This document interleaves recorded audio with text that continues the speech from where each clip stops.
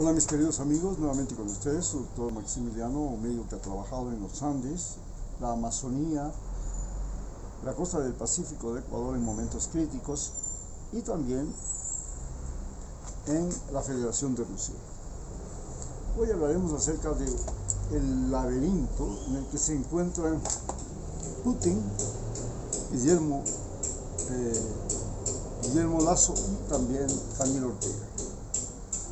Para empezar, pues todos nos queda claro que Putin es el presidente del país más grande del mundo, que ese país más grande del mundo tiene también las fronteras más grandes del mundo, que son custodiadas por un ejército, y ese ejército ha desarrollado una gran capacidad bélica, armas de destrucción masiva, armas de ataques remotos, en fin, y su principal problema desde su origen hasta el día de hoy es la guerra. Ha sido atacado por Napoleón, por Hitler, participó en la Primera y en la Segunda Guerra Mundial, fue el objetivo final de la Primera y la Segunda Guerra Mundial y actualmente pues es el centro de disputa en la que la OTAN, Ucrania y Rusia pueden llegar a crear la Tercera Guerra Mundial. En sí ya están creando la Tercera Guerra Mundial. La diferencia es que en esta Tercera Guerra Mundial no son las armas lo más importante aparentemente son las medidas económicas. ¿Qué pasa con Daniel Ortega? En cambio, Daniel Ortega es el presidente de Nicaragua. Su mayor problema es, y ha sido siempre, los Estados Unidos. Fue invadido varias veces por Estados Unidos. Estados Unidos puso dictadores como Somoza, mantuvo tropas en ese país y, por supuesto, es de interés norteamericano desde épocas muy remotas, cuando los norteamericanos tenían que trasladar el oro desde California hasta la costa del Atlántico y no tenían entonces el tren ni las carreteras. Entonces navegaban hasta Nicaragua, por el canal de Panamá, y luego cruzaban al lago de Nicaragua y por el lago de Nicaragua continuaban por el río San Juan y terminaban en el océano, en el Caribe. Es así como Nicaragua se convirtió en un objetivo de los Estados Unidos. Hoy, el mayor problema que tiene Guillermo Ortega fue las elecciones. Ese fue, digamos, su pecado original. Igual que el pecado original de Rusia es Putin y la KGB, porque la KGB es una policía secreta que dominó Rusia desde la época de Stalin y que eliminaba y mataba gente, creaba temor y controlaba todo, desde el funcionamiento de las empresas. Gracias a eso los ex miembros de la KGB terminaron siendo los ahora conocidos como oligarcas rusos y los principales aliados de Putin. Putin es un agente de la KGB que en este momento gobierna ese país. Y lo que, como agente de la KGB, lo más importante para un agente de la KGB es crear temor. Eso es exactamente lo que hace Putin. Es un generador de miedo. No solamente para los rusos, sino para los ucranianos ahora y para toda Europa, inclusive para el mundo. Guillermo Lasso, en cambio, es un banquero que gobierna Ecuador. Su mayor problema siempre ha sido el dinero. Y su vida, su trabajo, su mente está siempre en busca del dinero, en busca cómo usar el dinero, qué hacer con el dinero y, como todo banquero, es un fabricante de deudas. Recordemos que los banqueros son al mismo tiempo mentirosos y ladrones desde la época de Cristo.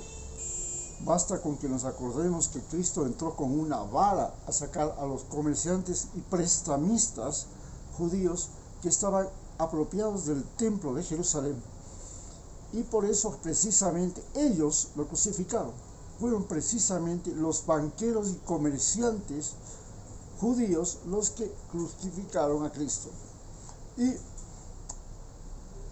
tan importante fue esto que hasta el siglo XX la usura era un pecado castigado por la religión católica y los usureros eran perseguidos en el Imperio Español. Estaba prohibida la usura en el Imperio Español, a diferencia del Imperio Británico, del Imperio Holandés, donde la usura era, por el contrario, favorecida, era bendecida, era protegida por los gobiernos ingleses, holandeses, franceses, portugueses.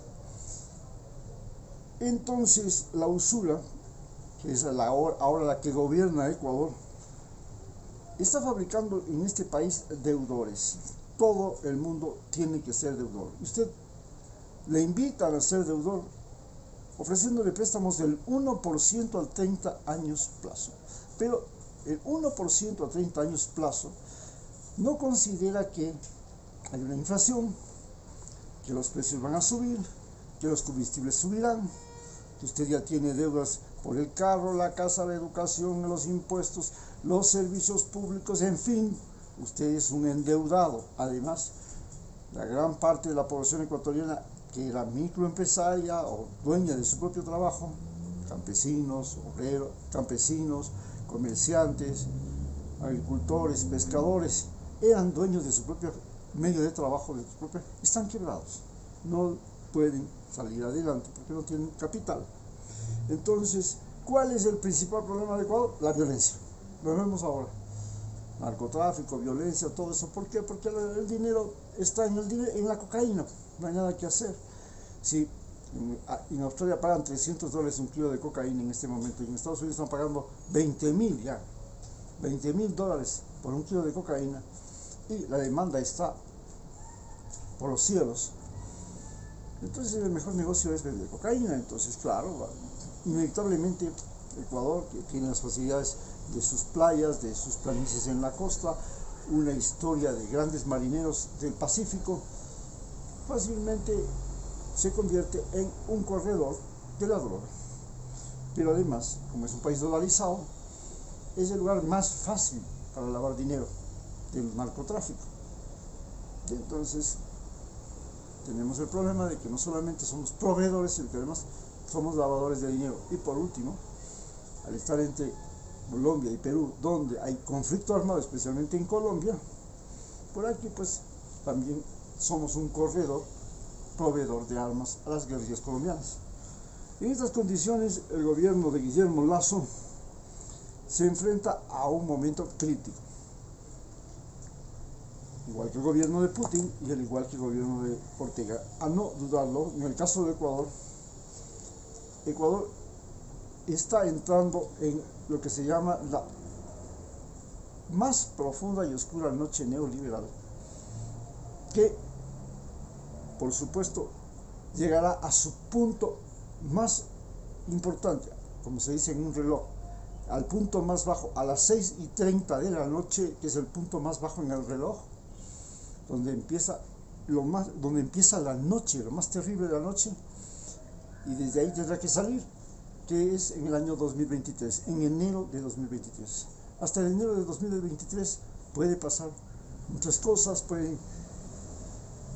van a haber elecciones, van a haber nuevos congresistas, nuevos municipios, nuevos concejales, eso va a distraer. Una vez que lleguen los nuevos congresistas, los nuevos administradores municipales y provinciales, estos van a pedir dinero.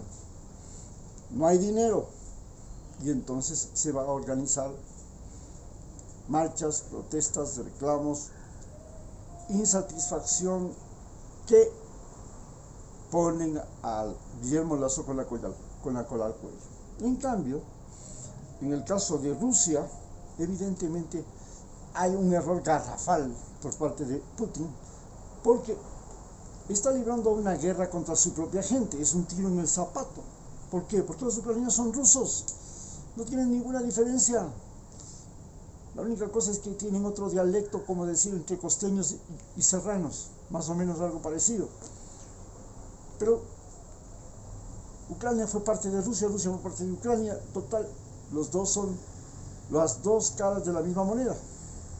el haber atacado a su propia gente, que son los ucranianos, tiene repercusiones al interior de Rusia. Por eso hay un montón de rusos que protestan y que no quieren ir a la guerra.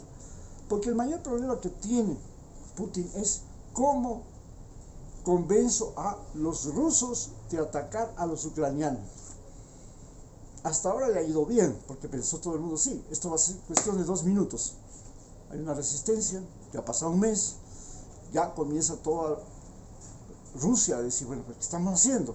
Estamos destruyendo pueblos, estamos matando gente, estamos produciendo olas migratorias, estamos desamparando a la gente más bonita de los eslavos, porque indudablemente las mujeres rusas y los hombres rusos y los hombres ucranianos, las mujeres ucranianas son consideradas dentro de la raza blanca los seres humanos más bonitos.